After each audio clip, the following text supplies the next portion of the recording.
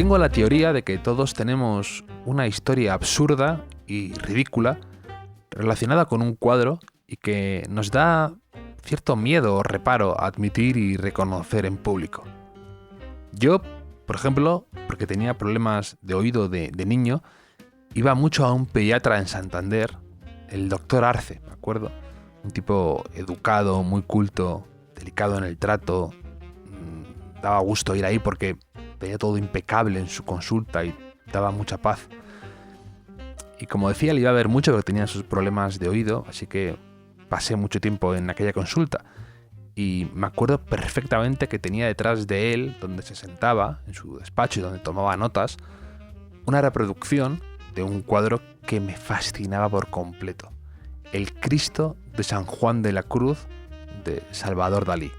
Es un cuadro imponente, con un punto de vista único, una perspectiva muy difícil de conseguir, en la que se ve a un Cristo por encima, al que no se le ve la cara, y que acaba abajo en una escena de unas barcas de Figueras o donde fuera, de esa zona de Dalí. Y yo siempre me quedaba mirando aquel cuadro porque era diferente, raro, me quedaba un poco ahí absorto. Y una vez le pregunté a mi padre, que me había acompañado en un día de estos, le pregunté por ese cuadro y me dijo que era de Dalí. Bien, pues no sé, a lo mejor estuve 12, 15 años convencidísimo de que mi pediatra tenía un Dalí original a sus espaldas, porque un día de repente lo vi reproducido en un libro de religión del colegio y ponía debajo que estaba en un museo en Glasgow, y ahí fue cuando me di cuenta de que mi pediatra no era realmente un excéntrico millonario coleccionista de arte que tenía un Dalí colgado a sus espaldas. Pero esto ya lo descubrí tarde.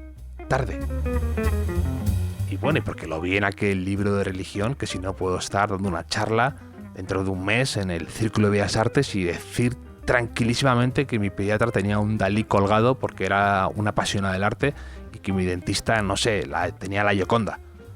Porque hay cosas que una vez las aprendes de niño, ya jamás te las vuelves a cuestionar, no sé por qué. Como cuando estás escuchando una canción y a una edad ya indecorosa descubres que realmente dice otra cosa, que desde luego tiene mucho más sentido de lo que tú creías originalmente.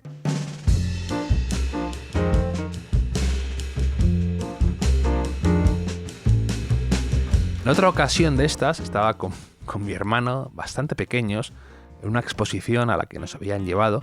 Estábamos por ahí danzando y había un grupo delante de un cuadro era un cuadro de una escena de gente cantando y estaba ese grupo de personas murmurando y compartiendo sus impresiones, cuando de repente, de la nada, aparece un señor que no conocía a nadie y les interrumpe, señala al cuadro y les dice: es un corotatis. Y se fue, así sin más, dejando a todo el grupo ese descolocadísimo. Y a mi hermano y a mí nos hizo muchísima gracia aquella escena, que no tengo ni idea de lo que realmente quiso decir con eso, o por qué lo dijo, o qué era lo que quería apuntar. Pero desde entonces, con mi hermano, no sé, han pasado 25 años o 30 años, cada vez que quiero decir algo de lo que en el fondo realmente no tengo ni la más remota idea, siempre le digo: es un corotatis. Y no sé por qué nos hace muchísima gracia. Muchísima gracia. Y así hay muchas de estas historias. En un libro que me encantaba, 12, de Nick McDonnell, había un protagonista secundario, muy secundario, al que llamaban Mark Rothko, porque contaban en el libro que en una visita con el colegio al MoMA se había caído encima de un Mark Rothko. Y desde entonces le llamaban Mark Rothko. Y luego se había hecho camello o algo así, pero todo el mundo le seguía llamando Mark Rothko. Y desde entonces, cada vez que veo un Mark Rothko, me acuerdo de ese pasaje del libro y me río. Lo que no tiene nada de sentido y es francamente ridículo porque, 1, yo no estuve ahí, 2, está sacado de una novela y 3, probablemente sea ficción. Pero me hace gracia como si yo hubiera vivido eso, como si yo hubiera estado delante, como si hubiera sucedido en mi colegio. y es absurdo, pero me gusta. Y con esto quiero decir que el arte me encanta y es algo que me tomo muy en serio y que procuro leer y dedicarle mucho tiempo, pero también me gusta la gente que con un conocimiento enciclopédico sabe reírse de estas historias y de lo que hay alrededor del arte y de lo que puede generar un cuadro en un niño y de lo que nos sigue en definitiva también provocando. Y me encantan esas historias que suceden en los márgenes, en los museos, alrededor de un cuadro, en una exposición. Y por eso mi invitado de hoy es perfecto para hablar de esto, porque Óscar Martínez es una persona con gran sentido del humor y con gran conocimiento del arte y muy apasionado y muy entusiasta, y logra transmitirlo y hablar de todo esto. Porque al final, en realidad, la vida es un corotatis.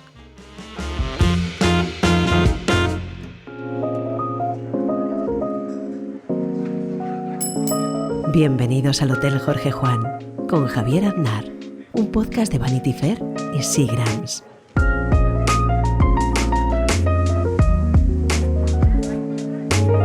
¿Cómo estás, Óscar? Muy bien, encantado de estar aquí, un placer, muchas gracias. Acabas de sacar un libro que tiene una premisa que me encanta, se llama El eco pintado, y hablas de cuadros dentro de otros cuadros o de imágenes que albergan otras imágenes o de historias dentro de otras historias. Y te quería preguntar cuál fue un poco el detonante de esta idea, ¿no? El por qué un día decidiste lanzarte a escribir un libro sobre todas estas historias dentro de historias. Bueno, pues la verdad es que a veces es difícil contestar a esto, pero realmente, tengo el día, la fecha, la hora y el lugar.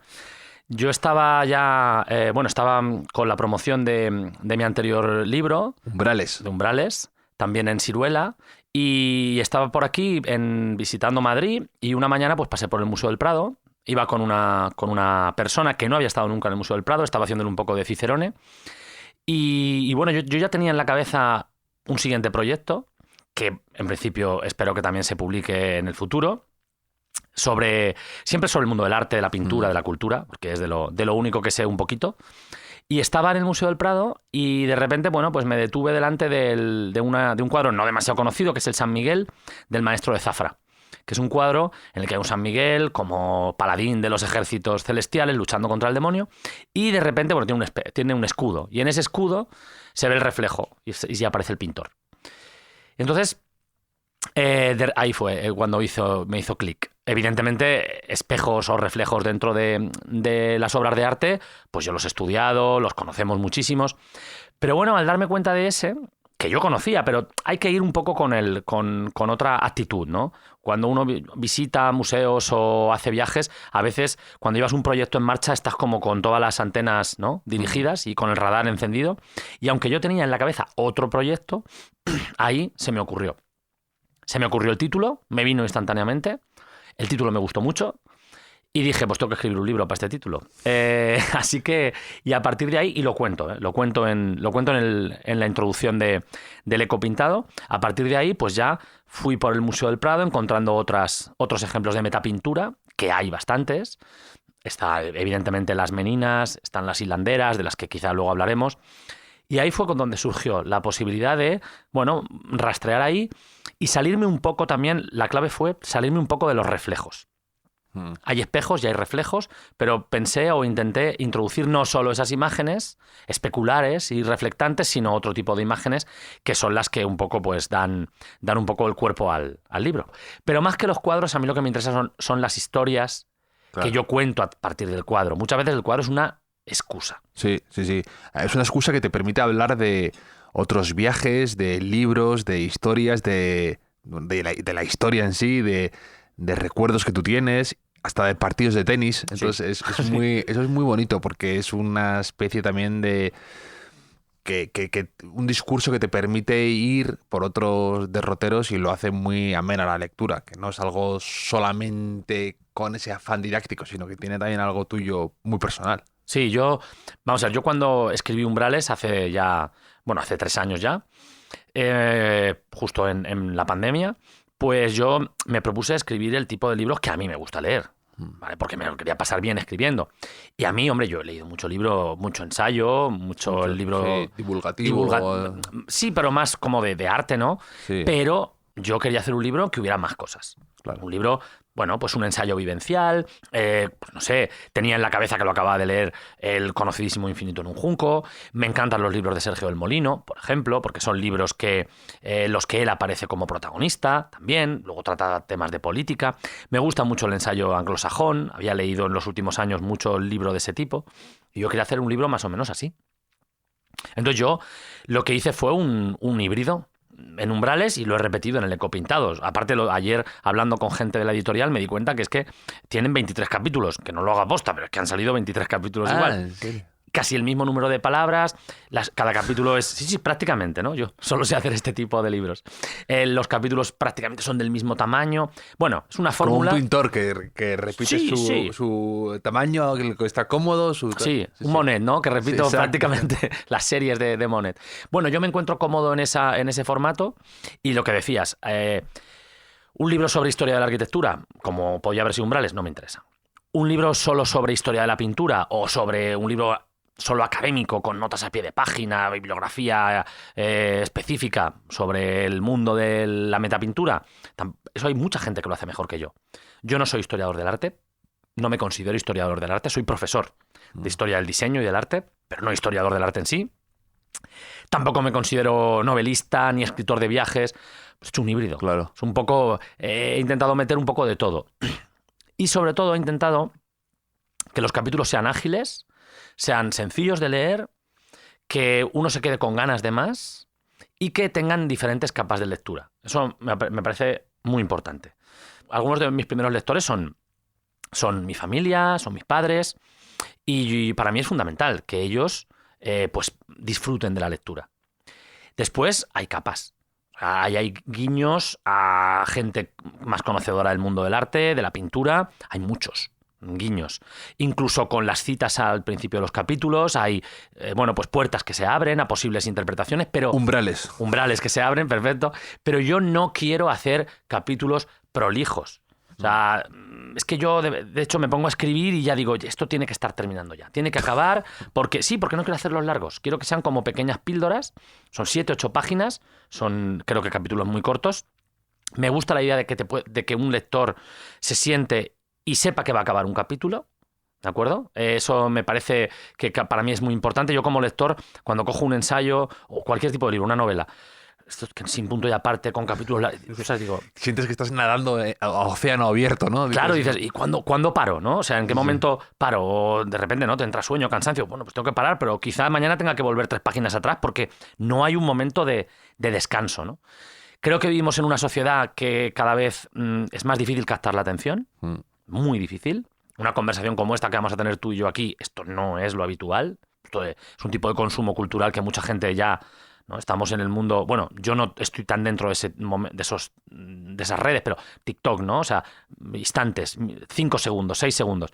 No, luego hay un vídeo de TikTok, tú sales bailando solo de 5 segundos. Nada, sin problema, pero nada, no hay ningún problema. Me he traído el triquini. Pero que entonces yo intentaba no acercarme a eso, pero sí cosas que alguien sepa cuando coge el libro que en 5 minutos... va a poder acabar un capítulo y tiene esa experiencia, ¿no? De la lectura del capítulo que comienza y que termina y con capas de lectura. Entonces, y ahí me voy, tú lo has visto, o sea, hay capítulos que empiezan con recreaciones históricas, hay capítulos que empiezan con recuerdos de viajes, hay capítulos que empiezan más académicos, luego yo me voy por las ramas que creo que tienen que ver y que por lo menos al final del capítulo pues todo cuadre, ¿no?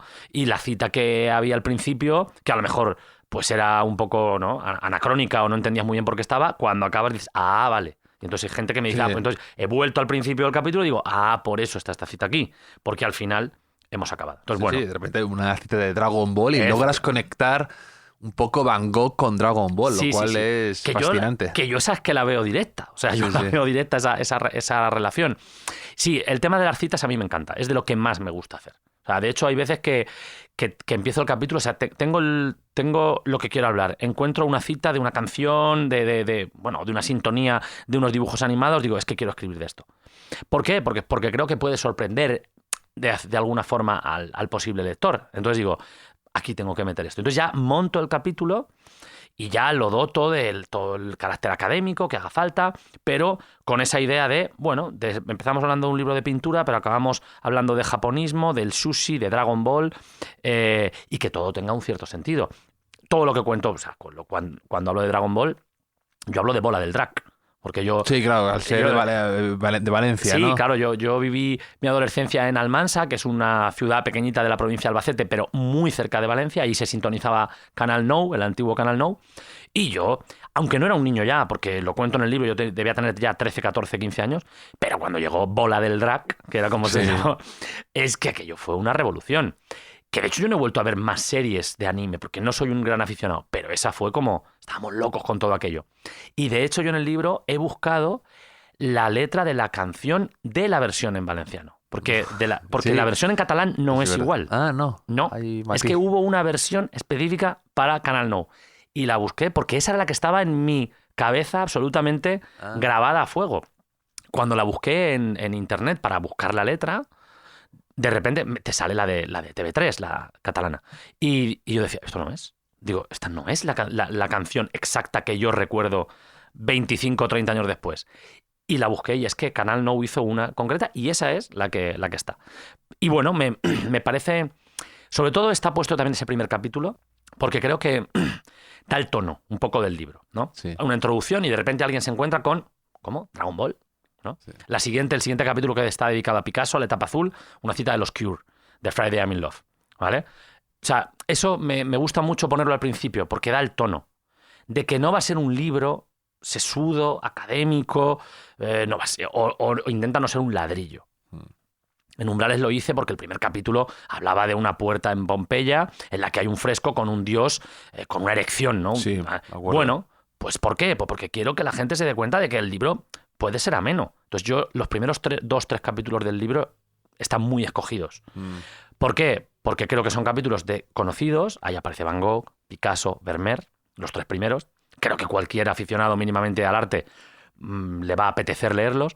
Y luego ya me puedo permitir meter algún secundario de estos o algún incluso actor ya muy de reparto, porque ahí aparece John Woodman, que es un pintor estadounidense que ni yo mismo conocía hasta hace 2 años. Que lo viste en el Thyssen, ¿no? En una exposición y que era de estampas, ¿no? Sí, efectivamente. Entonces, bueno, ahí ya me lo puedo permitir.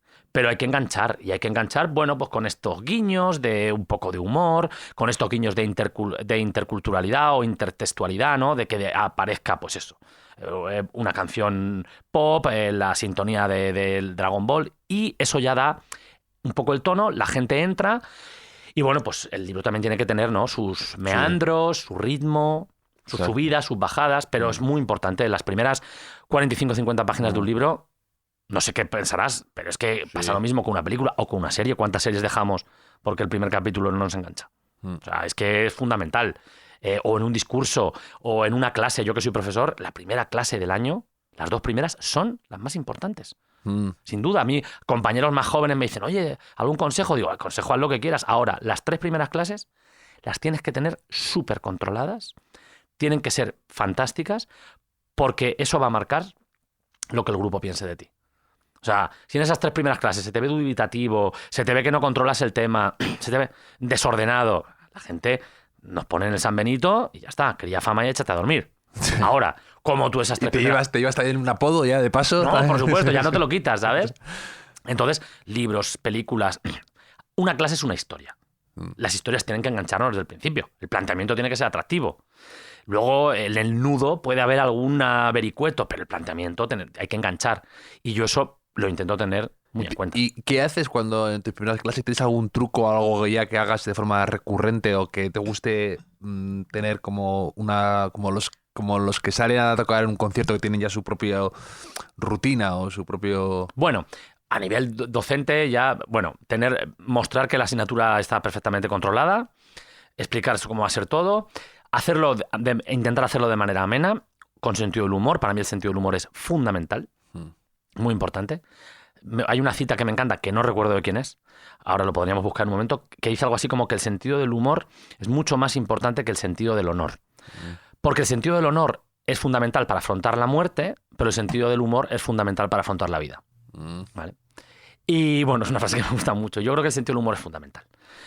Yo, la gente que más admiro de cualquier ámbito es gente con sentido del humor. Creo que eso denota una mente inteligente y una persona ágil. Y lo intento en las clases. Y que, no sé, la gente perciba eso. Y lo mismo intento hacer cuando escribo libros o cuando presento libros, que muchas veces son presentaciones que intento hacerlas muy amenas, muy divertidas. Luego la gente me viene y me dice, oye, que tu libro no es tan divertido como fue la presentación. Oiga, perdone, pero una cosa es... Tampoco te voy a hacer un ensayo humorístico tirando de las hilanderas, ¿no? Claro, claro. Pero bueno, sí que es un poco eso. Creo que son algunos trucos y sobre todo, fundamental, entusiasmo. El entusiasmo es clave para mí. Es una palabra que me encanta. Viene a significar como poseído por un espíritu o poseído por un dios, y para mí el entusiasmo es clave. Si una clase, un grupo, percibe que tú estás ahí a desgana, que estás, no sé, apático, está. O sea, esa es la energía que tú vas a transmitir. Si tú transmites entusiasmo, que te gusta lo que estás haciendo, pues ya es fundamental. Y en la escritura también se ve. Yo es que empiezo el primer capítulo del libro, empiezo hablando de un viaje fabuloso por la Provenza en el que me encontré con una exposición de Van Gogh que me maravilló. Entonces yo intento transmitir desde el principio a la gente la, no sé, alegría de vivir, ganas de descubrir cosas nuevas, afán por no perder la capacidad de asombro, entusiasmo. Yo creo que ese es el ingrediente. Si no lo tienes, pues ¿qué vamos a hacer? Luego en el libro, pues a lo mejor hay algunos capítulos que alguien puede decir, bueno, pues aquí este capítulo flojea un poco más. Puede ser, es cierto. O una clase que te levantas un día y no estás tan ágil y tan bien. Ahora, como esas sean las 2 primeras clases o los 2 primeros capítulos, pues la gente deja el libro y los alumnos no vuelven a clase. Y se ponen a ver Emily in Paris en vez de leerte el libro. Sí. Sí, hay tantas tentaciones por ahí fuera, hay tantos estímulos que hay que ser bastante hábil y ágil, como tú dices, para enganchar a la gente o para, oye, ganarte la atención. Eso es importante tenerlo presente. Y hablando, antes mencionabas capas, has dicho en tu libro que tienes muchas capas.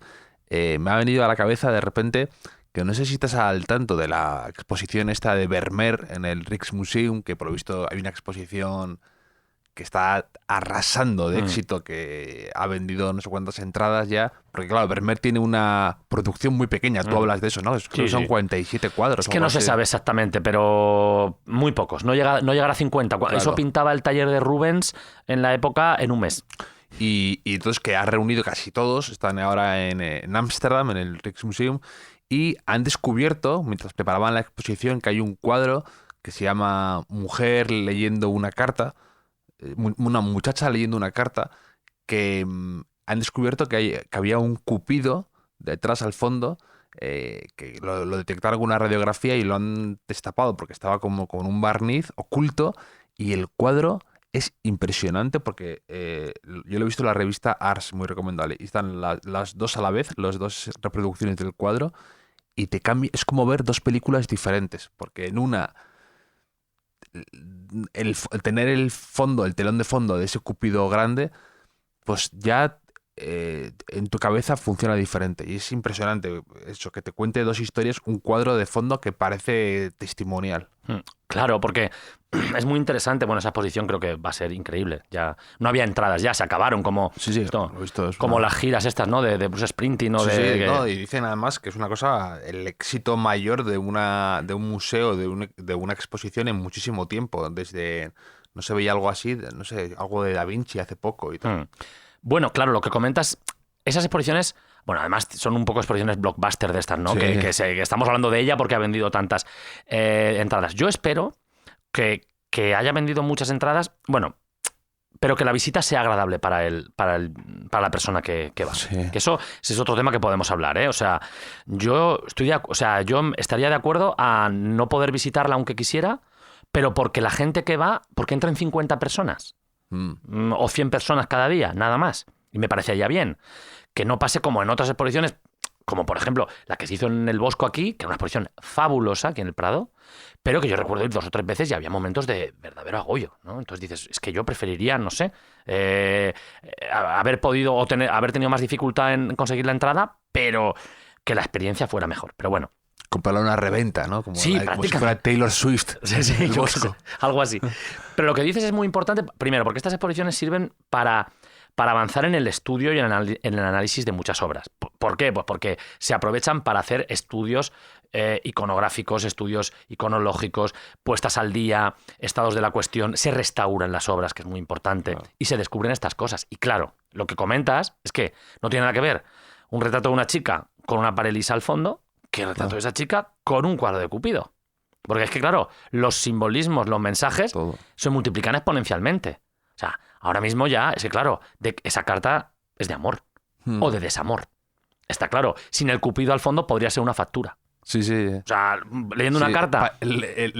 Sin el Cupido parece más el Hopper que está una mujer leyendo que está leyendo creo que el horario de trenes o algo así. Parece más eso que una carta de amor. Y luego te montas tu película. ¿Sí? Claro. Es como el cuadro de Vermeer que yo trato en el libro, que es el de la alegoría de la pintura. Es que ese cuadro, con el mapa detrás, el mapa le da absolutamente una clave fundamental. Entonces, los pintores se cuidaban muy mucho de lo que poner detrás en sus cuadros, porque esos elementos son los que multiplican. No sé, imaginemos las meninas sin el espejo. Es que las meninas sin el espejo sería, con todos mis respetos, el retrato de la familia de Carlos IV de Goya, que es un cuadro fantástico, pero que no tiene el espejo. Sin el espejo las meninas no sería ni la 10ª parte del cuadro que es. O sea, un cuadro fabulosamente pintado, pero lo que genera una constelación de posibles significados es el espejo. Entonces, claro, lo que hay al fondo, las hilanderas sin el tapiz del fondo, una escena de género. Entonces, claro, yo me he intentado centrar en esos elementos que suelen estar en el fondo de las pinturas, pero que muchas veces dan la clave para la comprensión. Y cambian y multiplican los significados y, bueno, de hecho, el de las hilanderas, tú lo cuentas, que al principio se pensaba que era una escena más y luego de repente descubren que es una recreación, ¿no?, de la fábula de Aracne, ¿no? Y claro, que no se sabía, ¿no? Sí, es que si no interpretas bien lo que hay al fondo, te falta la clave fundamental. O si se tapa. Si a lo largo de la época, pensemos, por ejemplo, que hubo un momento en el siglo XVII cuando se pone de moda todo este caravallismo tenebrista que se repinta en el fondo de un montón de cuadros. La propia Gioconda del Prado se repinta. Entonces, claro, cuando poco a poco, ahora a día de hoy, con rayos X desde hacía tiempo, con análisis tan específicos, se ve que al fondo de algunos cuadros, pues los artistas habían puesto ahí elementos que completaban esa imagen. Es que en el siglo XVII llega alguien y dice, no, tápame todo el fondo del cuadro con un negro para hacer esto tenebrista y caravallista, que es lo que ahora está de moda. Pues claro, el cuadro cambia totalmente. Hay que tener agallas, eso de decir, esto de Vermeer el fondo, tápame este Cupido, venga, voy a intervenir en este cuadro de Vermeer de repente. Es que tenemos que pensar que la idea que tenemos de respeto al patrimonio, eso no ha existido siempre. Las leyes de conservación patrimoniales tienen décadas. Entonces se siguen haciendo barbaridades, sobre todo a nivel urbanístico y arquitectónico. Pero es que no había ningún problema. Corte de cuadros, no sé, despiece de libros. Son cosas que se han hecho constantemente. Y los coleccionistas, los cuadros eran suyos y no... Son cosas distintas. O sea, igual que... Es que es muy difícil, ¿no? Si nos ponemos las gafas del presente para intentar juzgar el pasado, yo siempre pienso que no me gustaría que de aquí a 300 años me juzgaran con las gafas de aquí a 300 años, ¿eh? Que te llamaran frívolo por meter a Dragon Ball con Van Gogh. No, pero bueno, si solo fuera eso, pero es que claro, ¿qué pasará de aquí a 200 años? ¿Cómo nos verán esas generaciones?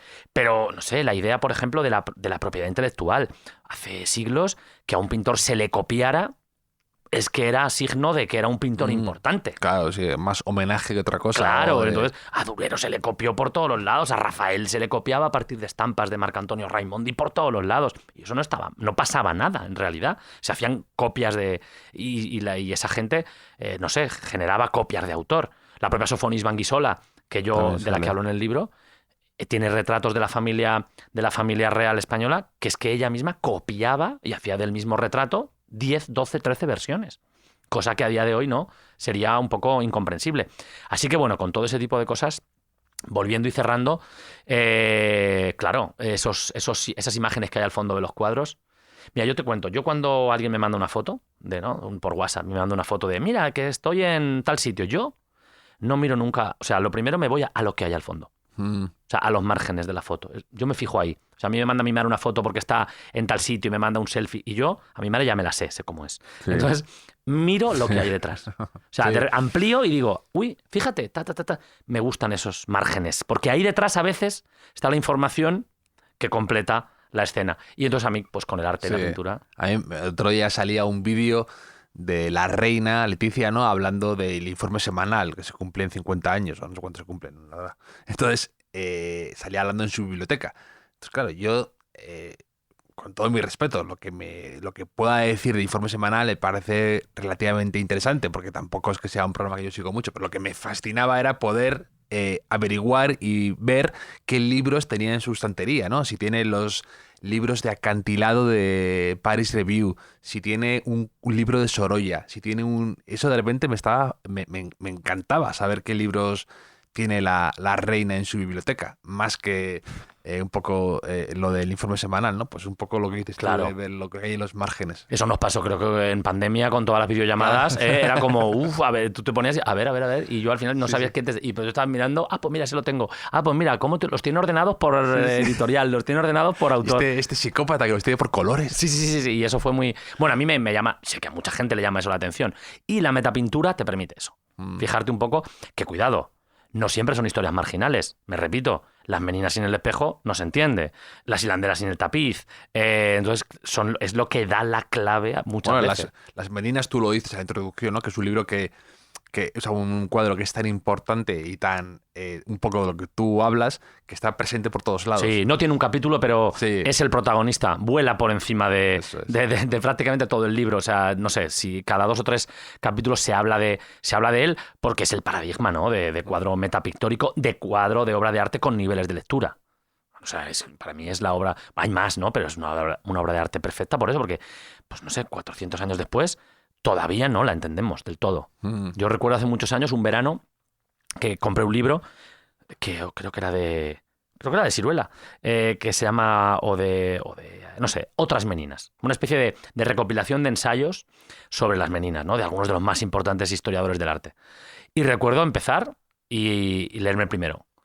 Y decir, ¡buah! Ahora he entendido las meninas. Por fin alguien me explica bien las meninas. Sí. Paso al segundo, lo acabo. Y me dice otra cosa distinta. Digo, pues esto también me acaba de convencer este hombre con lo que está diciendo sobre las meninas. Leo el tercero, una historiadora, me fascina. Digo, ¿sabes? O sea, es que son complementarias las explicaciones. No Sí, se agota ese cuadro nunca.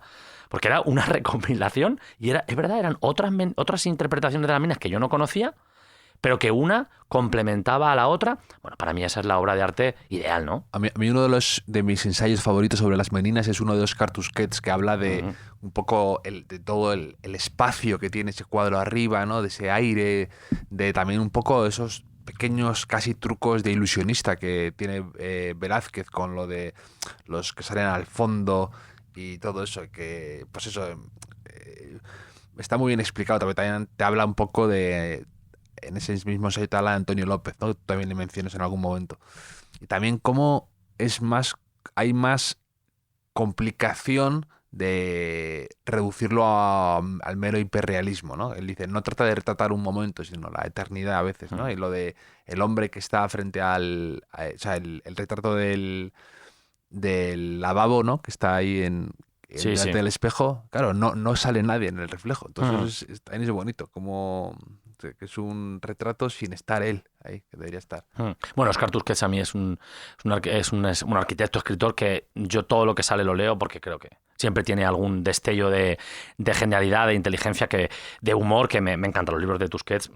Sí, es un poco más lo que tú haces, otro Oscar. Sí, compartimos solo el nombre. Tú con tilde, el tuyo. Sí, él se niega a poner la tilde. Sí, él es verdad. Bueno, ese tono, sí, distendido. Sí. Bueno, sí, él sus libros son creo que tienen más sentido del humor. Quizá cuando tenga yo 70 años me dé un poco igual todo, él se mete muchas veces con quien está de vuelta de todo y puede hacerlo, se lo puede permitir.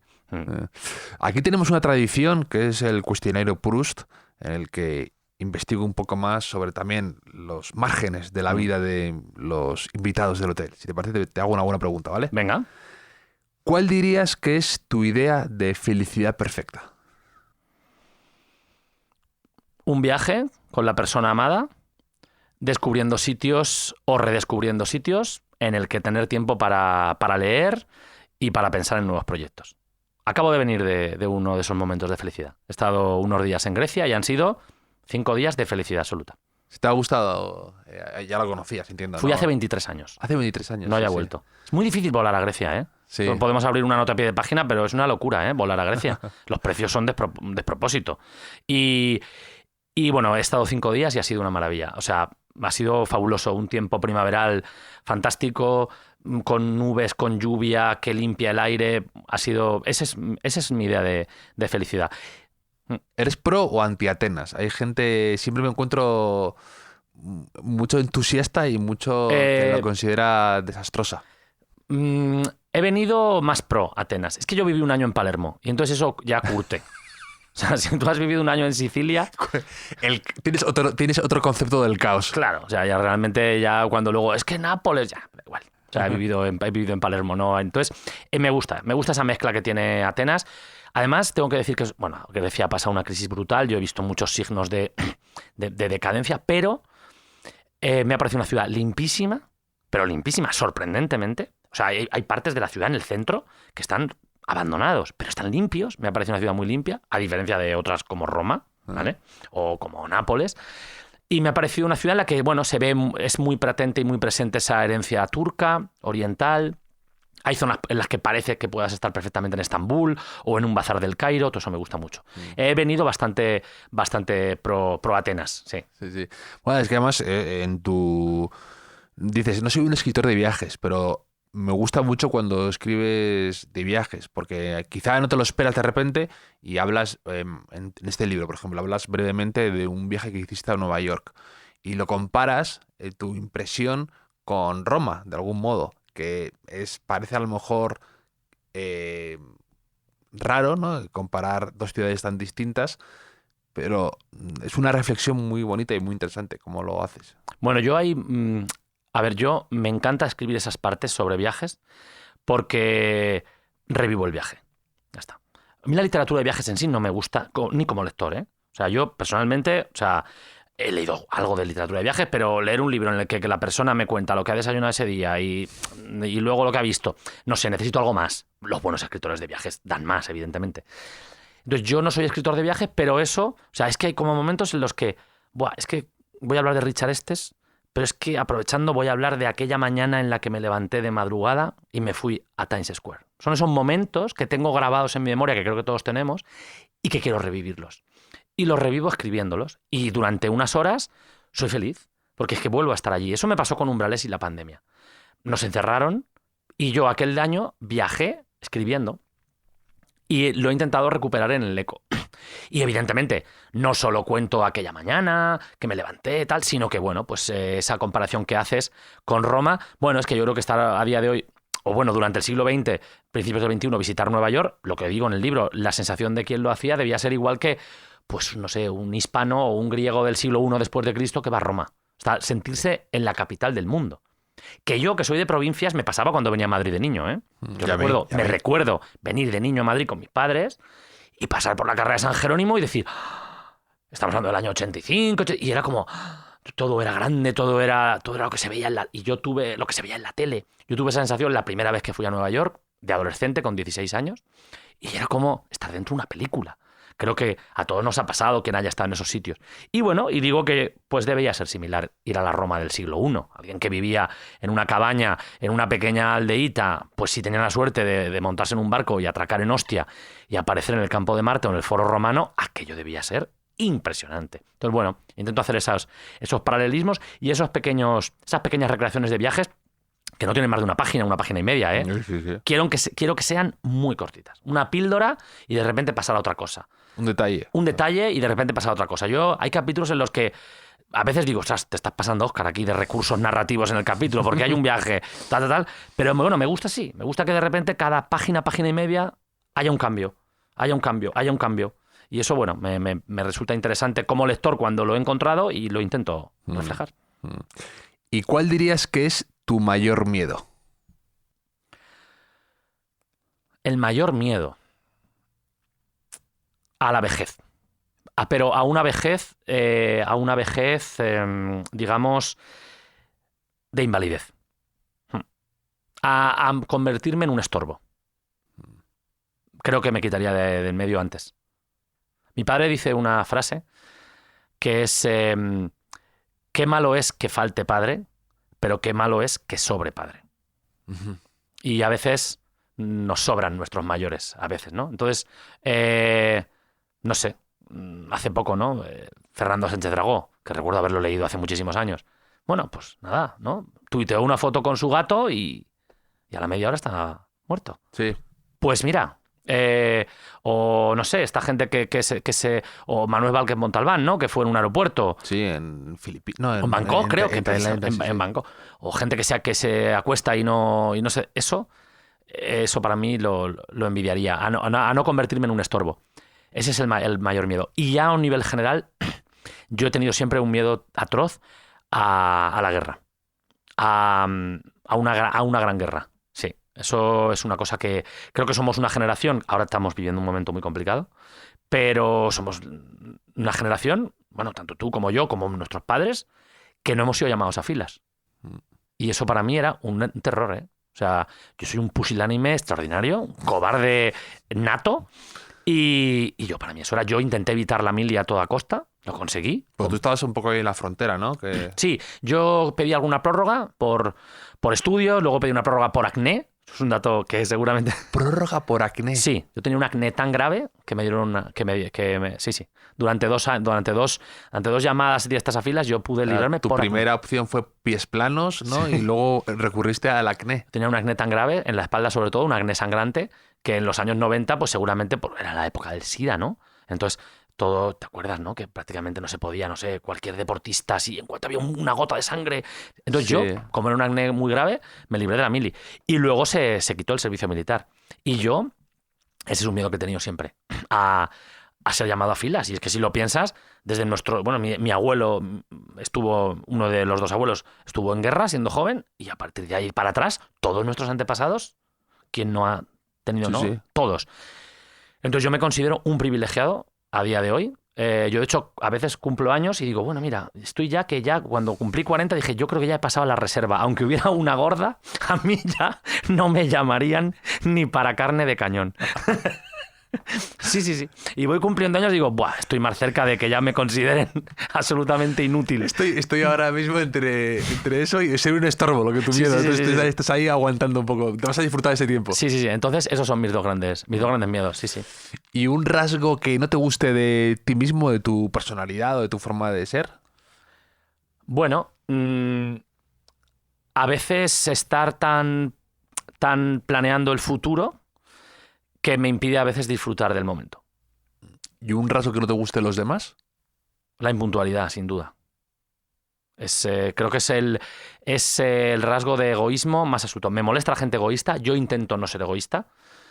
Y es que, de verdad, es que lo único que no puedes recuperar es el tiempo. Entonces, la gente que te ha de esperar, ¿qué pasa? ¿Que tu tiempo es más valioso que el mío? No, si ya sabes que voy a llegar tarde, ¿no? Pues hemos quedado una hora que... A mí eso me molesta mucho. Detesto ser impuntual. Me molesta mucho la impuntualidad. Creo que... Pero por ese rasgo de egoísmo, sin duda. Creo que la gente impuntual no se da cuenta, pero es un egoísmo. O sea, ya está. De verdad. Estoy aquí, te estoy esperando. Si estoy haciendo cosas, no pasa nada. O sea, puedo coger un libro, miro una noticia en el móvil. Pero, por favor, no puede ser. O sea, eso es lo que más me molesta. O sea, el primer día de clase ya echas a dos por impuntualidad para marcar, como en la cárcel, ¿no? Para hacerte un hombre. El primer día no. Pero sí que tengo fama. Y además te digo una cosa, el alumnado normalmente no tiene ningún problema. Tú pones una norma del primer día, se queda clara y ya está. Y de nuevo, si yo un día me retraso, no pasa nada. La excepción, por favor, no hay que ser, ¿vale? Sí. Y si un día una persona se retrasa, no pasa nada. Pero recuerdo esta anécdota. Yo era, bueno, como estamos hablando, ¿no? Soy estricto con eso y no les dejaba entrar o les ponía muy mala cara. Y hace años en Albacete, donde di clase muchos años en la Escuela de Arte y Diseño, en un ciclo de grado medio, que son muy críos, tienen 16, 17 años, me vino un chico. Y de repente la puerta estaba abierta, al momento post-pandemia, que teníamos que tener toda la puerta abierta, y veo que intenta entrar, pero con 35 minutos la clase empezada. Y lo miro y digo, ¿pero dónde vas? O sea, me pongo y digo, ¿pero dónde vas? Digo, ¿qué de esto? O sea, ¿me conoces? O sea, ¿dónde vas? Aparte era un chico así como muy retador, ¿no? De estos así. Y entonces Me dice que me he quedado encerrado en el ascensor. Digo, sí, claro. Digo, y tendrá justificante. Le digo así, ¿no? Retándole. Y me saca un papel y dice, pues sí, tengo justificante. Porque los ascensoristas hacen justificante. Si te quedas encerrado en un ascensor, me quedé, dije... Así se llega tarde. Sí. Entonces, y digo... Y se dio la vuelta súper enfadado y se fue porque... Y salía por él. Digo, bueno, entra Alex, que no pasa nada. Digo, es que te contesta así porque ¿qué quieres que te diga? O sea, me parecía una excusa. Pues era verdad, el chico, pero venía con su justificante. Sí, es como... El perro se ha comido los deberes y vienes con el justificante del veterinario de haya ingerido un...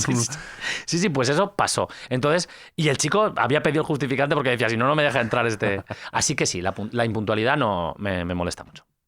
¿Cuál es tu idea de éxito? Es una pregunta que me gusta hacer a la gente. ¿Cuál es en su cabeza, cuando habla de éxito, piensa en el éxito, ellos a lo que aspiran o lo que consideran ellos tener éxito? Yo ya me considero que soy una persona con éxito, porque trabajo en una cosa que me encanta, porque la docencia de historia del arte y el diseño me entusiasma, pero de verdad. O sea, quizá no en este último libro, en El Eco, no se ve tanto, pero en Umbrales recuerdo hasta pasajes que yo decía, la gente no se lo va a creer cuando yo cuente que a veces voy silbando de alegría hacia mis clases porque voy a explicar ese día la secesión vienesa. Pero es que es verdad. Yo tengo que decir, para quien nos esté oyendo, yo he sido profesor en secundaria, la secundaria es muy dura, ¿vale? Es durísima.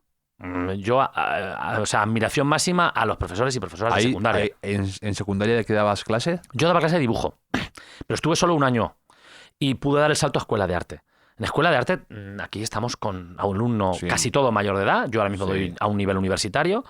Entonces cambia todo. Cambia la actitud, cambia la vocación a veces de los estudiantes y cambia la responsabilidad. Por supuesto. Entonces yo me considero un privilegiado y eso considero que es éxito. Además, me considero que dentro de lo que cabe estoy bien pagado. Sé que esto es políticamente incorrecto decirlo, pero me considero así. Aparte, el otro día con mi chica que estábamos en Grecia, que también es profesora, pues estuvimos haciendo y nos metimos y buscamos. Y bueno, creo que España a nivel del estipendio, digamos, del sueldo de los profesores, estamos en el 6º o 7º nivel de la Unión Europea. No está tan mal. Países como Francia están por debajo. Países como Italia están muy por debajo, un profesor, el nivel adquisitivo. Cuidado con todo lo que están los precios, la inflación. Lo sufrimos como todos, pero hay sitios, o sea, yo iba por Atenas y decía, ¿pero esto se lo puede permitir un profesor de secundaria de instituto griego? No puede. Pero si ganan el 60% de lo que yo gano, entonces me considero que estoy bien pagado. Además, mi trabajo me permite mucho tiempo libre para escribir, para leer y para viajar, porque, como todo el mundo sabe, las vacaciones escolares son generosas. No necesito nada más. Tengo éxito. O sea, el dinero es fundamental para comprar tiempo, para poder viajar. Y yo, mientras que pueda hacer eso, y salud, es que no, ahora mismo no puedo estar, de verdad, no puedo estar mejor. O sea, que, no sé, en algún momento empezará la rueda a bajar, porque yo... Cuando te llamen a filas, Eso, madre mía, por Dios. Dios mío, nos encontremos ahí en el batallón, ¿eh?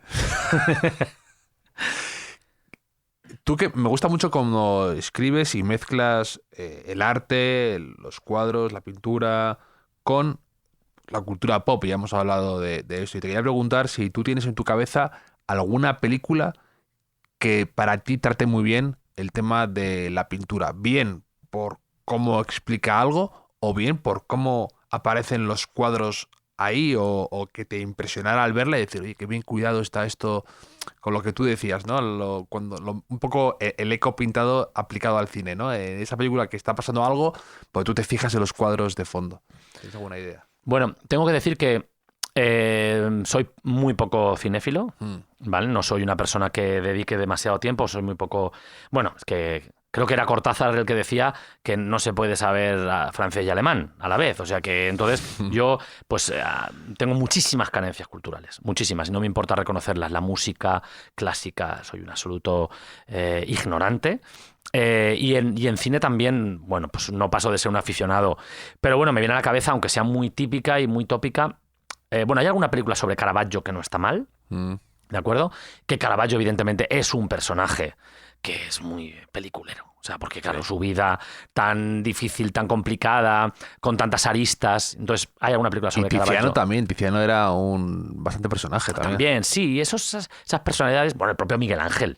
¿vale? Pero quizá Miguel Ángel, bueno, La agonía y el éxtasis, recuerdo la novela y la película, es muy antigua, yo creo que quizá son personajes que merecen una, ¿no? una revisión actual, pero creo que La joven de la perla es una película muy, muy apreciable. La joven de la perla, sobre Vermeer, ¿no? Sí, sobre Vermeer, es una novela, creo que era de Tracy Chevalier. Creo que es una película que está muy bien ambientada. Lo difícil que es, ¿eh? Eso lo leía Garci, que que para una película había intentado de algún modo hablar con mucha gente para recrear la luz de los cuadros de Vermeer.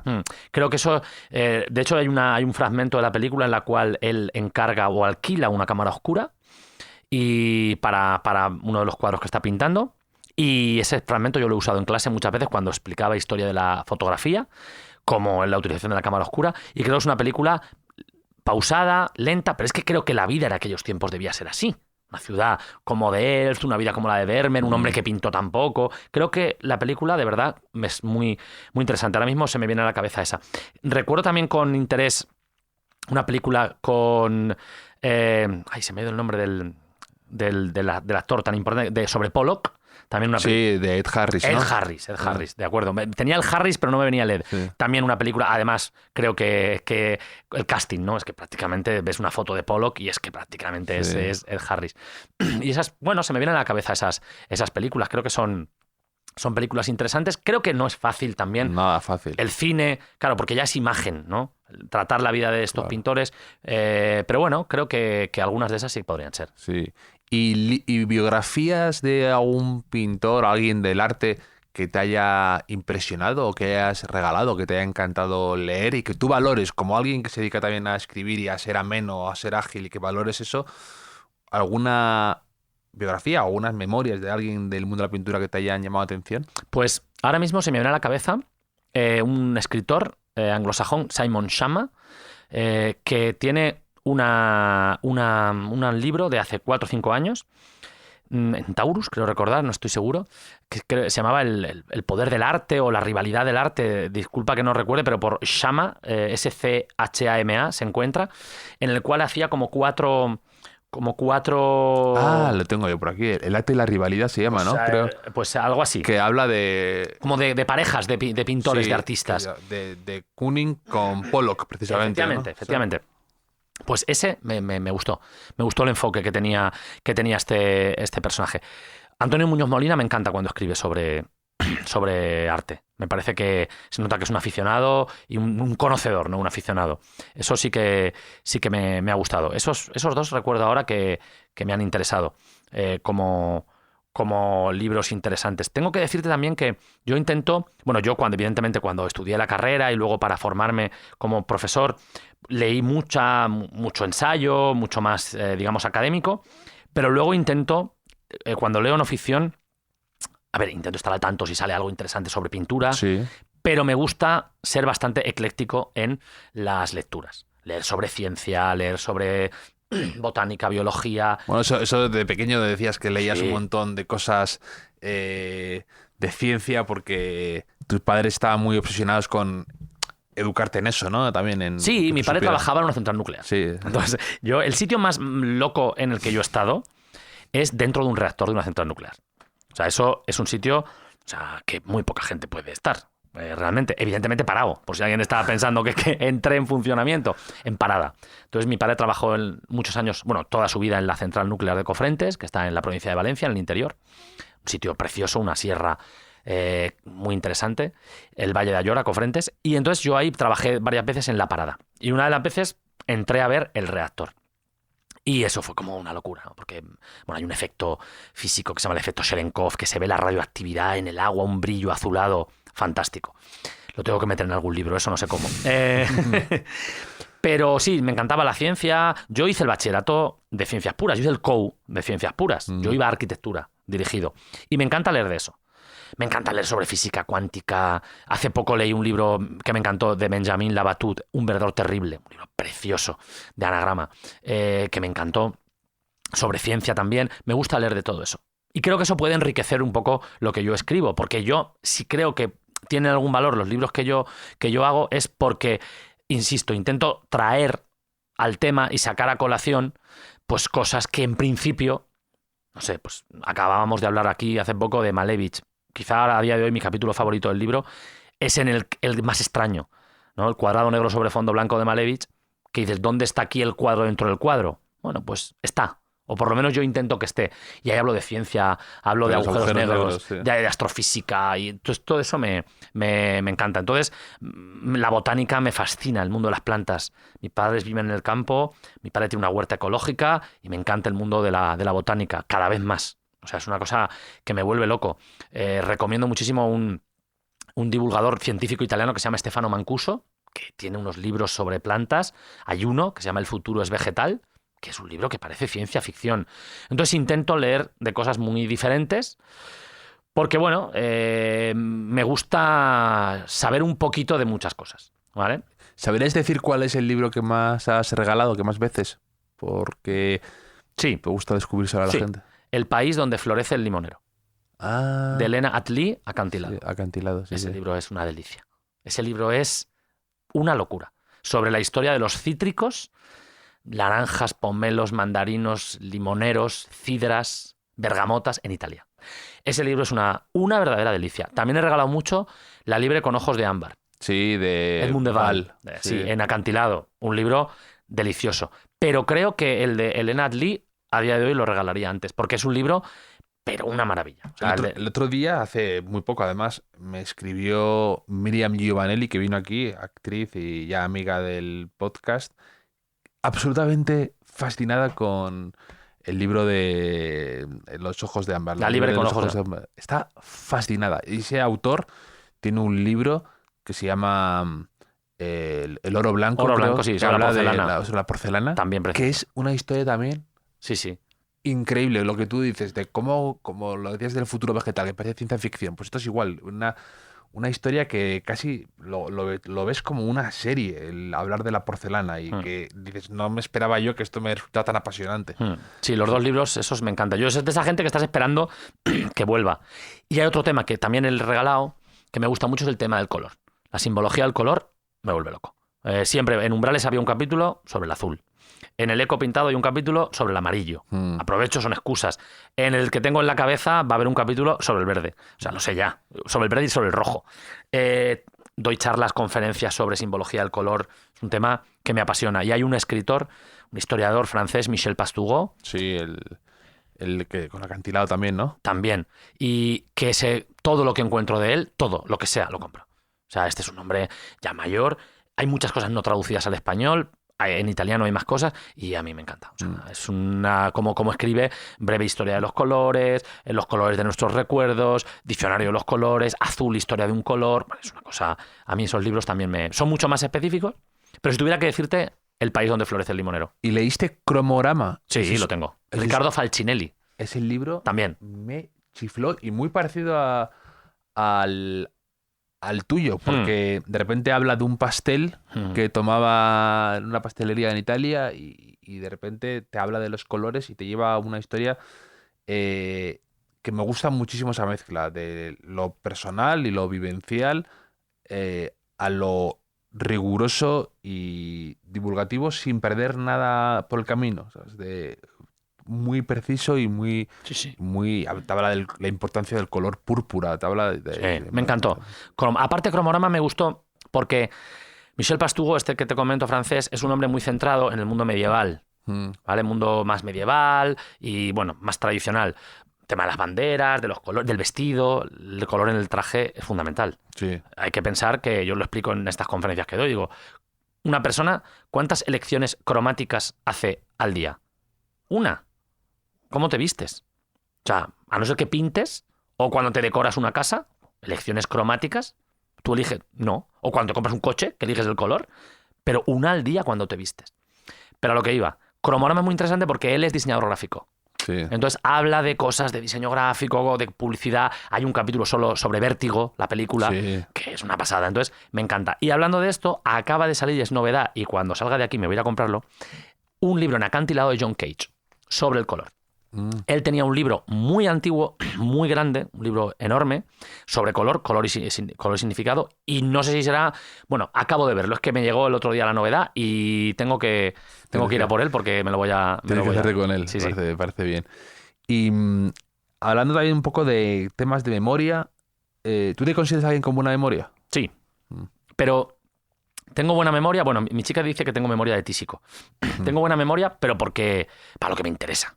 Sí. Pero es que me interesan muchas cosas, así que tengo que decir que soy muy curioso. Además hay un teórico proverbio chino, ¿no?, que dice que algo así como... Bueno, son de estos proverbios chinos que luego seguramente hablas con una persona de allí y no son proverbios chinos. Que es que el otro día me enteré de esto.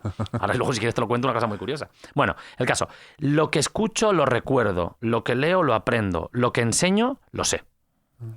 Entonces, pues yo llevo 15 años. Hay ciertas cosas que yo, no sé, yo a veces me pongo a tal. Yo doy clases sin apuntes, sin nada. Y a veces los chavales dicen, pero bueno, digo, bueno, es que llevo muchos años explicando esto. Todos los años, varias veces. Entonces, pues son fechas, datos, que sí que, bueno, los tengo ahí. Y creo que sí que tengo buena memoria. También, por ejemplo, yo los viajes los preparo. Los preparo a lo mejor a veces demasiado, porque cuando uno prepara mucho un viaje, la sorpresa es difícil que aparezca, ¿no? Pero los preparo mucho. Luego, además, voy haciendo fotos. No me hago selfies. Hago fotos que además creo que me permiten ver el paisaje o lo que tengo delante de otra manera, porque creo que uno ve diferente cuando ve con sus ojos o cuando ve a través de una cámara. Creo que son dos maneras de ver distintas. Y creo que hacer fotos enriquece mi mirada del viaje. Pero es que además cuando vuelvo a casa, en las semanas siguientes, yo todas las fotos las postproduzco, las retoco en Photoshop y las numero y las titulo. ¿Vale? Entonces, yo mi carpeta yo cojo un viaje, que quieras, el último que hice un viaje, no sé, a Francia el verano pasado con mi chica y unos amigos, pues es como un diario de viaje. O sea, yo le doy pase de diapositivas y están ordenadas cronológicamente en el día, por la mañana, lo que hicimos tal, y con su título. Entonces, claro, ¿cómo te acuerdas de esa iglesia que visitaste? Bueno, porque es que esa iglesia no la visité. Esa iglesia la busqué antes, vi cómo se llegaba, luego la visité, después leí sobre la iglesia. Me gusta leer mucho después de haber ido a los sitios. Luego busqué la foto en mi cámara, la pasé al ordenador, la retoqué y la renombré.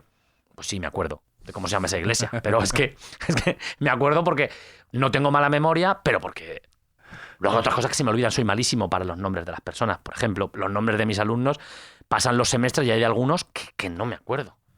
Pero me sabe muy mal, ¿no? Ahora, cuando me acuerdo ya no se me olvida. Pero bueno, sí, considero que tengo buena memoria. Del ascensor, Alex, ¿te has acordado muy hombre, bien? por supuesto. Sí. Y, por ejemplo, hablando de memoria, ¿te acuerdas del primer disco que te compraste, por ejemplo, con tu dinero y dijiste, me quiero comprar un disco? El Out of Time de REM. Hombre. De R.E.M., sí. Yo era muy, muy, muy fan de los REM, de REM, sí. Y recuerdo esa caseta. Perfectamente, era un cassette. Recuerdo oírlo en mi cama con los auriculares puestos, mi hermano al lado durmiendo, mi hermano al que dedicaba Umbrales, que falleció, y lo recuerdo y emocionado. O sea, Losing My Religion es una canción muy oída en su momento, que quizás se gastó, ¿no?, de tanto oírla, pero yo fui muy fan de REM. Recuerdo venir aquí a Madrid a verlos en el actual WeThink, Sí. me parece los deportes, un concierto, y no he sido muy musiquero, pero sí recuerdo ese, y luego recuerdo el Nevermind de Nirvana, también lo recuerdo, de comprarlo. Ese sí que era CD. Ese sí que esos dos discos los recuerdo también, perfectamente. Iñaki era tu hermano, ¿no? Aitor, perdona. Nombre vasco, Sí, pero sí, Aitor. Mis padres se pusieron originales. Hay que pensar que, bueno, a mí no me querían, a mi hermano y a mí, el sacerdote, el cura del pueblo donde vivíamos, no nos quería bautizar. Porque decía que, sobre todo a mi hermano, que eso no era un nombre de persona. Aitor, claro. Y que le pusieran mis padres Felipe Aitor, pero qué tal. Y al final se consiguió bautizar en otro sitio. Pero bueno, sí, la verdad es que mi propio nombre hace 45 años no era un nombre normal. Ya.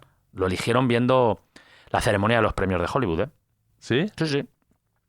Imagínate que llegan a haber visto los Grammy. Me llamaría Grammy Martínez. Ah, sí. Qué interesante, qué lección más... Sí, yo iba a ser... Bueno, ellos querían una chica y tenían de nombre Arantxa, que tampoco era... Ya empezaste desde la decepción. Sí, yo fui inesperado, ¿vale? O sea, un penalti a lo Panenka. Y después querían una chica. Querían y iba a llamarme Arantxa. Que insisto, Albacete, mi familia es de Albacete, hace 45 años, Arantxa no era un nombre normal. Yeah. ¿Vale? Pero es que luego le pusimos Óscar. Y ya con mi hermano Aitor, es que como la gente, bueno, yo recuerdo muchísimo cómo Aitor, Héctor, era un nombre que no se oía hace 40 y tantos años en un pueblecito de Albacete. Así que le dedicas el libro de Umbrales y luego también aquí en agradecimiento le dices que... Sí. algo bonito, dices, y más con humor también, que ahí se nota el humor tuyo, dices, nos reuniremos, pero no tengo nada de prisa No, todavía. en Umbrales yo lo he dicho en todas las presentaciones y clubes de lectura, la mejor frase del libro es la dedicatoria a mi hermano. Estoy convencido. ¿Cuál era? ¿Cómo era? Para Aitor, quien hace ya demasiado tiempo cruzó la única puerta sin retorno. Estés donde estés, no me esperes por ahora, hermano. Me gusta demasiado lo que hay a este lado del umbral. Sí, que más o menos es un poco lo que... Además me emociono siempre que la digo, y es que digo que es la mejor frase del libro porque el libro es un canto, Umbrales, y este también, a la vida, a la fascinación, al asombro, a la curiosidad y a disfrutar lo que tenemos. Lo digo así. Entonces, mi hermano se fue, mi hermano se acostó a la cama y se fue. Hace 23 años, justo ahora. Más pequeño que tú era. Un año más pequeño, un aneurisma cerebral, una muerte súbita. Y entonces él se fue, ya está. Entonces yo, desde el primer momento, consideré que la muerte de mi hermano no era un problema, porque un problema es algo que tiene solución. Era una situación que había que sobrellevar como pudiéramos los que nos quedábamos aquí, que éramos mis padres, mi otro hermano y yo. Lo sobrellevamos lo mejor que pudimos. Mis padres para mí son un modelo en eso, un ejemplo. Y ya está. Entonces le dedico el libro, le dediqué Umbrales. La historia es un poco más larga porque yo el primer capítulo que escribí de Umbrales fue sobre la Puerta de los Leones de Micenas, que la visité hace una semana. De nuevo 23 años después, que yo visité hace 23 años sin saber que mi hermano ya estaba muerto. Porque hace 23 años no había esta facilidad ahora de comunicación. Yo visité Micenas mientras que mi hermano había ya fallecido. Y escribí ese capítulo para ser el primero de Umbrales, pero no conseguí darle el tono. Entonces, no pude hacer que entrara en el libro, pero le dediqué el libro. Y en estas dedicatorias, en estos agradecimientos, le vuelvo a decir que no me espere, que esto me encanta. Que sí, es verdad, esto me gusta. Hay otra frase de no sé quién, que esto es que la vida es como una chispa o un relámpago en mitad de dos grandes oscuridades y hay que disfrutarla. O sea, ya está. Hace poco escuché a Arzuaga presentando el libro junto a Millás, que estuvo aquí hace poco, en Valencia, en la librería Ramón Llull, una librería preciosa. Y Arzuaga decía que no hay que buscarle sentido a la vida. Dice, esto es como una beca. Te han dado una beca. Ya está, te la han dado. No te preguntes por qué te la han dado. No le busques sentido. ¿No? Millás decía, es que yo le quiero buscar sentido a las cosas. Demasiados. Sí, y Arzuaga era como, no le busques sentido. O sea, una gacela no le busca sentido. Evidentemente tenemos un cerebro superdimensionado, ¿no?, que nos genera esas preguntas. Pero él decía, es una beca, disfrutémosla el tiempo que dure. Y por eso digo que mis libros intentan ser eso. El final del Ecopintado, yo empecé a escribirlo prácticamente 2 días antes de la invasión de Ucrania por Rusia, ¿vale? El 22 de febrero del año pasado. Y yo digo eso, digo que, no sé, pero a la vez estaba en Valencia, donde empezaban a tirar mascletas con la pólvora. Y yo digo ahí que el ser humano es capaz de usar el mismo invento, en este caso la pólvora, para el disfrute, como es una mascleta en Valencia, y en la destrucción, ¿no? Y yo abogo por intentar buscar lo luminoso que tenemos y que somos capaces de producir, que son algunas de esas pinturas. Entonces, bueno, los 2 libros están, pues, no sé, cortados por ese mismo patrón, y por eso digo que la mejor frase de Umbrales, por lo menos, era la dedicatoria. Porque era perfectamente, daba la clave de lo que es el libro. No me esperes, hermano, esto me gusta. Voy a disfrutar todo lo que pueda y ya llegaré. Sí. Si estás en algún sitio, pues tranquilo. ¿Y un primer concierto que también recuerdes haber ido y que te hiciera ilusión de ir a ver a alguien, quizá de Cure? Bueno, pues mira, el primer concierto, el primer concierto que yo recuerdo, que me lo encontré en el parque de Abelardo Sánchez de Albacete, no fui a buscarlo, era de Tennessee. Tennessee, buena. ¿Te acuerdas? Sí. Un grupo de rockabilis. Total. Que el cantante, que creo que tocaba también el piano, iba en silla de ruedas. Era años 80 finales, ¿vale? Y el primer concierto que yo tengo del recuerdo de comprar la entrada e ir a verlo fue con mi hermano Aitor, Siniestro Total. Siniestro Total, yo les he visto 2 veces. Sí. En Albacete, en una antigua, una discoteca. Esos son los conciertos los primeros que recuerdo. Te pega Siniestro porque tiene ese humor también, esas letras irónicas. Me gustaban mucho Siniestro Total. Mucho, pero creo que en su momento creo que es un grupo que tengo que revisitar. Aunque ya te digo que no oigo demasiada música, porque cuando estoy en casa escribiendo, leyendo, yo no puedo escuchar música. O sea, escucho música conduciendo, tal.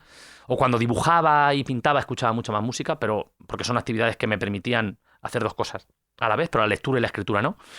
Pero creo que debería volver a Siniestro Total porque ahora con 40 y tantos años les encontraría cosas que en su momento con 19, 20 no. Sí. Porque tienen capas de lectura también. O sea, es gente con mucha cultura, con mucho bagaje, y cuando tienes 20 años, 19, 17, te quedas con la gamberrada, ¿vale? Y no pillas pues las referencias culturales que hay. Le pasa lo mismo a los Simpson.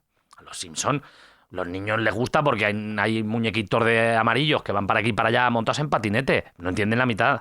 Y según vas creciendo te vas dando cuenta, ostras, los Simpson. Lo ves con otros... No, es que hay un momento, yo recuerdo unos años en Albacete que yo empezaba a explicar algo y me decía, eso, y me decían mis alumnos, eso sale en Los Simpson. Sí. Y yo es que he visto muy poco Los Simpson. Y decía, bueno, me voy a tener que poner Los Simpson para... Digo, yo decía, os pongo Los Simpson y no os doy clase. Pues eso ya lo decían Los Simpson. Y yo decía, joder, sí que es increíble esto, ¿no? Sí. ¿Y una primera exposición que recuerdas que te hiciera clic? La exposición de Velázquez, aquí en el Museo del Prado, en la que vino el retrato de Inocencio X. Esa exposición la recuerdo. Recuerdo venir con mis padres, recuerdo comprar el catálogo, es un catálogo de Jonathan Brown, creo que es, año 90 y tantos, con el lomo verde, que está, ahora es un catálogo de esos que se debieron editar miles y se encuentra luego en tiendas de viejo, es un catálogo muy fácil de...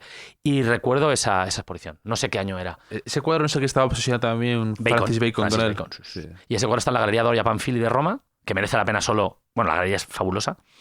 Y ese es el cuadro. No recuerdo si vino la Venus del Espejo, no recuerdo, pero recuerdo perfectamente ese cuadro. Sí que fue un momento clave. Y también recuerdo la fascinación de entrar por primera vez al Museo Thyssen. Eso lo recuerdo. Como decir, ostras, lo que hay aquí metido, la variedad que hay aquí metida. Sí, a mí también me gusta mucho eso del Thyssen, que es... De hecho, vino aquí Guillermo Solana y hablábamos de eso, que a mí es un museo que tengo mucho cariño también porque también de venir de pequeño con mi madre y la mezcla de estilos en algo que de fácil recorrido, es un buen contraste con el Prado, que es tan impresionante y al mismo tiempo a veces inabarcable, que te abruma en el buen sentido de la palabra, te lo digo. Y el Thyssen es lo contrario, que convivan juntos en la misma calle, uno enfrente del otro casi, me chifla. Sí, además es que yo recuerdo perfectamente que cuando empezaba a interesarme en el arte, lo cuento en el eco pintado en el libro, ir a la National Gallery de Londres y fue como, o sea, es que aquí está todo. O sea, entre comillas, hay desde un gótico, el díptico Wilton de gótico, hasta cosas hasta prácticamente la mitad del siglo XX. Y era como, eso no había aquí en España. Aquí teníamos el Prado, impresionante, pero que separaba. Además, lo del 19 no estaba casi ni expuesto, que ahora se está reivindicando, pero es que prácticamente parabas poco más después de Goya, pues Vicente López, Goya, algún cuadro de Fortuny por ahí perdido, y casi que te parabas ahí. Y luego podías ir a Reina Sofía, que era un museo que estaba arrancando, y había una laguna enorme de arte contemporáneo. Y claro, yo entré en la National Gallery y fue como, pero ¿qué es esto? Y hay de esto, y hay de este, y hay tal. 1 o 2 cuadros, que además, ¿no? Que es como casi como una enciclopedia de arte. Y cuando yo entré en el Thyssen por primera vez, es como, ahora tenemos en España un museo así. Ya, y tu relación esa con los museos, ¿cómo es? Porque lo que comentabas antes, que a veces te agobias, ¿no? Es que es un poco difícil gestionar un museo o una exposición que salga bien, que no te resulte agobiante, que no haya demasiada gente. A la vez, claro, tienes que entender que no puede ser algo para pues muy poca gente, entonces es difícil. Son temas diferentes. Primero, me hago mucho más selectivo con la edad. Recuerdo cuando tenía 20 y tantos años que podía agotar a cualquiera que viniera conmigo de viaje. Yo recuerdo a mi madre en Roma un día. Antes y después con tus photoshops y tu... Sí. Yo recuerdo un día a mi madre, con mis padres, visité Roma. Bueno, mira, vas a acordarte cuándo fue, porque es que yo estuve en el Vaticano el jueves que le subió la fiebre a Juan Pablo II. Yo estaba en Roma cuando murió Juan Pablo II. Tal cual. O sea, me pilló allí. Y yo recuerdo ese día, ese jueves, perfectamente, que a las 7:30 de la mañana estábamos en la cola de los museos vaticanos. Pero habíamos ido andando desde Foro Trajano. Porque dije, bueno, pues vamos andando y vemos Roma, ¿no? Todos los museos vaticanos, todo el Vaticano, subía a la cúpula, etc. Y a la vuelta, ese día, todo en el Vaticano, mi madre ya estaba cansada. Y cogemos un taxi. Bueno, vamos andando y si vemos un taxi, pues ya lo cogemos. Si no, bueno, pues aquel día nos hicimos 20 kilómetros. Mi madre, volvíamos al hotel y decía, mi madre es enfermera. Dice, creo que me está dando un dolor precordial, Óscar. Dice, esto no me lo vuelvas a hacer. Yo era excesivo. Quería entrar a todas las iglesias. Quería verlo todo. Quería tal. Era como un afán. Ahora no. Ahora yo voy y digo, bueno, a veces, no sé, selecciono mucho, ¿vale? E intento eso. Y luego, con el tema de las visitas y de la gente, pues yo soy uno más. Soy un turista. Puedo ser un turista un poco más leído, sin querer ponerme pedante, pero soy un turista más. Entonces yo no me puedo quejar. Me molestan los grupos. ¿Vale? Eso sí que me molesta. O sea, un grupo de 40 personas, 50, que se mueve como una bola. Sí. Eso creo que es muy incómodo. Sí. En según qué ciudades. Yo recuerdo estar en ciudades con mucha gente, pero si no hay grupos, pues no está mal. Sí. Vas, viene, fluye. Se han quejado mucho de estos los galeristas en Arco, que te dicen que, bueno, que saben que son 3 días, pero que cada vez más, incluso marcas, gente, llevan a gente grupos y es como eso, lo que tú dices, una bola que arrasa con todo a veces, porque Es que cambia la dinámica. Es que de es todo. como, a ver, es tráfico. Entonces es como si en una calle pequeña entra un tráiler. Sí. Se atasca. Exacto. Ya está, es que no puedes ni para adelante ni para atrás. Entonces, aún así, vamos a ver, uno va a Roma y tiene que estar en los sitios. Yo he estado en Roma en Semana Santa, varias veces. Y se pueden encontrar sitios, ¿eh? Sí. O sea, por ejemplo, Italia es un país que conozco bastante bien. Italia, no sé, luego el turismo masivo va a 2, 3 lugares. Pero de verdad, o sea, en Italia la gente va a Florencia, a Venecia y a Roma. Tú te sales de ahí, y yo lo cuento en mis libros, es que Padova es una ciudad fabulosa, está a 1 hora de Venecia y puede uno estar solo en la Capilla Scrovegni en Semana Santa de Giotto, y que es una maravilla, ¿vale? Entonces hay sitios todavía. Ahora hay que coger coche, hay que alquilar y hay que huir de los sitios donde pueden llegar pues, los cruceros y estos grupos más masificados. Entonces yo intento evitar ese tipo de viajes. Y luego, pues en los museos, pues eso, intentar buscar tu lugar, tener paciencia, buscar tu momento, pues si hay un grupo delante de una obra que tú quieres ver, pues esperar, llegar y dedicarle un poco de tiempo. Intentar hacer el esfuerzo, que a mí me cuesta también, ¿eh? De dedicarle un poco de tiempo. Habrás leído estadísticas del tiempo de media que dedicamos a una pintura en un museo. Son segundos. Sí. Segundos. Entonces, pues no Sí. sé. Otro día había una viñeta del New Yorker que pensé y dije, tiene mucha más profundidad esto de lo que parece, porque eran 2 mujeres delante de un cuadro sentadas en un banco de estos que están, pues como el del Rothko que hay en el Thyssen, un banquito enfrente del cuadro. Y decía, no sé si me gusta este cuadro porque tiene delante de un banco o me gusta porque estoy sentada y aprovecho y me puedo sentar a verlo. Entonces decía, no sé si es más por la comodidad de estar sentada o porque me gusta el cuadro en sí. Pero tiene mucho de verdad eso, del que si tú te paras un momento y estás un poco más cómodo y respiras y estás viéndolo sin tanta distracción, de repente valoras mucho más ese cuadro. Y los que tienen un banco delante tienen ese componente de una pausa mayor o que te invita a reflexionar. Sí, yo lo recuerdo hace poco, estuve con mis padres en Navidad en Londres, estuve en el Victorian Albert y que tenía muchas ganas de ver el retablo del Centenar de la Ploma, que es un retablo gótico impresionante, que es una historia muy particular porque está eso allí, porque no se sabe exactamente cómo desapareció eso del Reino de Valencia. Un retablo increíble. Y está en el Victorian Albert. Es una obra no muy apreciada porque la gente a lo mejor no le presta tanta atención, pero cuidado, en el museo lo tienen en una sala donde están los cartones de Rafael. Una sala espectacular, que es una sala que parece una catedral. Y hay un banco allí y claro, a veces también yo, como esta deformación profesional de que a veces vas con gente, que les explicas alguna cosa, Sí. eso permite sentarte, parar, y recuerdo un momento delante de ese cuadro y empiezas, es que es un cuadro, un retablo que tiene a lo mejor, no sé, 30 tablas. Entonces, ¿dónde paras la mirada? Y vas a veces, ¿no?, descubriendo cosas. Y es que vivimos en una aceleración tal que eso es increíble. Y yo creo que poco a poco hay que intentar eso. Pues si esta tarde tengo un rato y me paso por el Prado, venga, voy a ir a ver el descendimiento de Roger van der Weyden, que es mi cuadro favorito, uno de mis cuadros favoritos. Y voy y lo veo. Tengo la suerte de que soy docente de escuela de arte, no pago en museos nacionales. Yo lo entiendo, ¿eh? Que yo entiendo que quien paga 15, 20 euros dice que no voy a ver un cuadro. Sí, sí. Yo lo entiendo, ¿eh? Yo mismo, no sé, el otro día estuve en el Museo Arqueológico de Atenas y yo mismo hablaba con mi pareja, dije, hay 10, 12 obras maestras, pero están rodeadas de muchas otras esculturas que no son obras maestras. Entonces, pues no sé, quizá si estuvieran más libres, más limpias, porque hay mucha distracción. Estás delante del Poseidón o del Zeus del Cabo Union, ya, pero es que alrededor hay otras 10. Sí. Y es que a lo mejor Es habría ruido. que centrarse en esa. Sí. ¿Vale? Pero claro, a nivel museológico, ¿qué haces? ¿Quitas las esculturas? Es muy difícil, es un debate muy complicado. Pero sí, hay que intentar forzarse a tener un momento de tranquilidad.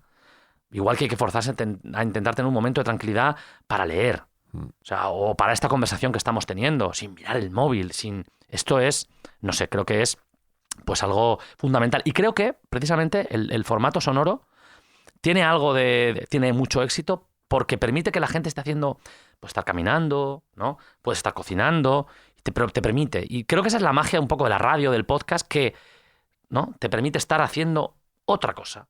Pero a la vez puedes estar prestando atención a lo que se te está contando. Yo creo que por eso este tipo de conversaciones pues tienen digamos, su canal y tienen su gente y su público. Y ya para acabar, te quería hacer 2 preguntas, que es una posesión preciada, algo que sobreviva a tus mudanzas y que vaya siempre contigo, que cuides con esmero. Y otra es, ya para también, tú que eres muy de citas y te gusta, un lema que tengas en la vida, que tengas presente y que te guste repetirte. Vale. Bueno, la primera, ahora mismo hay varias, ¿no? Pero tengo algunos regalos que me han hecho en los últimos años muy especiales. Mis compañeros de la Escuela de Arte de Albacete hace 10 años ya, seguramente, de todo hace ya demasiado tiempo. O bueno, no sé si fue con motivo de mi 40 cumpleaños. Bueno, 5 o 6 ya.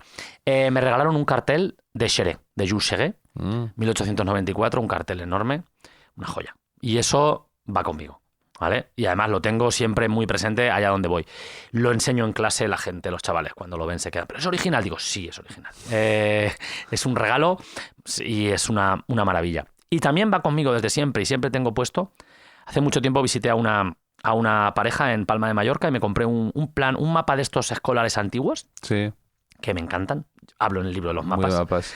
Y ese cuadro lo compré en un anticuario en Palma de Mallorca y es un cuadro de Europa en las guerras napoleónicas. Un mapa. Típico mapa de estos que iban en tela, que se enrollaban, sí, ¿no? Y le tengo muchísimo cariño. Es como un poco de las pocas cosas de las primeras cosas que compré, como pensando en que fueran a ser para mi casa, sí, ¿no? Y lo llevo allá donde voy. Además es muy fácil porque se enrolla, pesa 1 kilo y tal. Eso sería un poco lo que voy llevando conmigo. Y sobre el lema, bueno, pues un poco el que te acabo de decir, el de este que acabamos de comentar, del sentido del humor, ¿vale? Me gusta mucho esa frase. Hace mucho tiempo recordaba mucho una de Séneca, creo que era, que decía algo así como que no nos falta valor para hacer ciertas cosas porque sean difíciles, sino que son difíciles porque nos falta el valor para hacerlas. Que es un poco el anímate, hazlo, ¿vale? Eso, y de verdad, aunque suene muy manida y muy... El carpe diem, de verdad, sí. Todo el libro es un canto al carpe diem. El penúltimo capítulo, que iba a ser el último, el del bar en el Folie Bergère, es un canto al carpe diem, porque al final es una vanitas, y una vanitas no deja de ser un aprovecha, estás aquí y disfruta lo que tienes. Entonces, también con estos libros estoy viviendo unas cosas maravillosas, unos momentos inolvidables, y es lo que intento, disfrutarlos, guardarlos en la memoria y gozar de estos años que estoy viviendo con mi familia alrededor. Por desgracia, mi hermano hace mucho tiempo que nos dejó, pero con toda mi familia alrededor, con amor alrededor, con pareja, con amigos, con un trabajo que me encanta, y sería un poco eso. Pues un momento inolvidable para mí ha sido esta charla contigo, de verdad, Óscar, me ha encantado. Así que animo a todo el mundo que se acerque al Eco Pintado, que vaya a las librerías a por él. Pues nada, muchísimas gracias. Ha sido un placer, lo he pasado muy bien, de verdad.